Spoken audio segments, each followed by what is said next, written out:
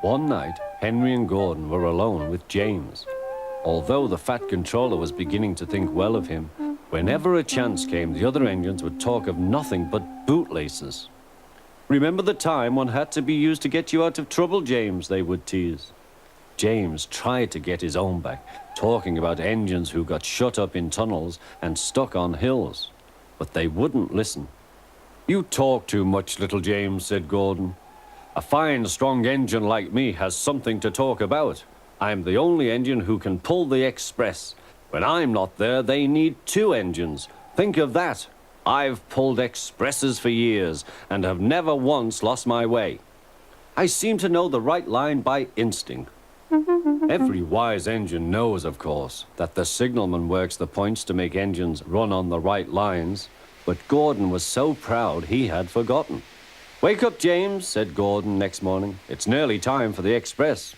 "What are you doing? Odd jobs?" "Oh, well, we all have to begin somewhere, don't we? Run along now and get my coaches. Don't be late." James went to get Gordon's coaches. They were all shining with lovely new paint. He was careful not to bump them, and they followed him smoothly into the station, singing happily, "We're going away, we're going away." "I wish I was going with you," said James. "I should love to pull the express and go flying along the line."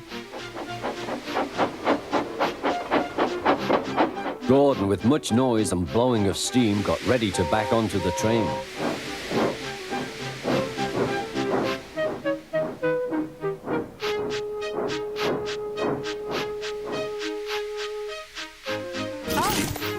The Fat Controller was on the train with other important people, and as soon as they heard the guard's whistle, Gordon started. Look at me now," he puffed, and the coaches glided after him. "Poop, poop, poop, poop, poop. Goodbye, little James. See you tomorrow." James watched the train disappear and then went back to work. He pushed some trucks into their proper sidings and went to fetch the coaches for another train. James had just brought the coaches to the platform when he heard a mournful noise. There was Gordon trying to sidle into the station without being noticed. "Hello, Gordon. Is it tomorrow?" asked James. Gordon didn't answer. He just let off steam feebly. "Did you lose your way, Gordon?" said James. "No, it was lost for me. I was switched off the main line onto the loop. I had to go all round and back again." "Perhaps it was instinct," said James. Meanwhile, all the passengers hurried to the booking office. "We want our money back," they shouted. But the Fat Controller climbed on a trolley and blew the guard's whistle, so loudly that they all stopped to look at him. Then he promised them a new train at once. "Gordon can't do it," he said. "Will you pull it for us, James?" "Yes, sir, I'll try." So James was coupled on and everyone got in. "Do your best, James," said the Fat Controller. Come along, puffed James. You're pulling as well, sang the coaches.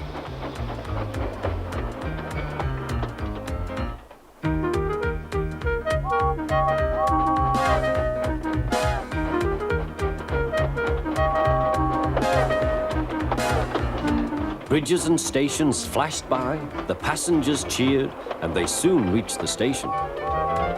Everyone said thank you to James, and the Fat Controller was very impressed. "Well done," he said. "Would you like to pull the express sometimes?" "Yes, please," answered James. Next day, when James came by, Gordon was pushing trucks. "I like some quiet work for a change," he said. "I'm teaching these trucks manners. You did well with those coaches, I hear." "Good, we'll show them." And he gave his trucks a bump. James and Gordon are now good friends. James sometimes takes the express to give Gordon a rest. Gordon never talks about bootlaces, and they are both quite agreed on the subject of trucks.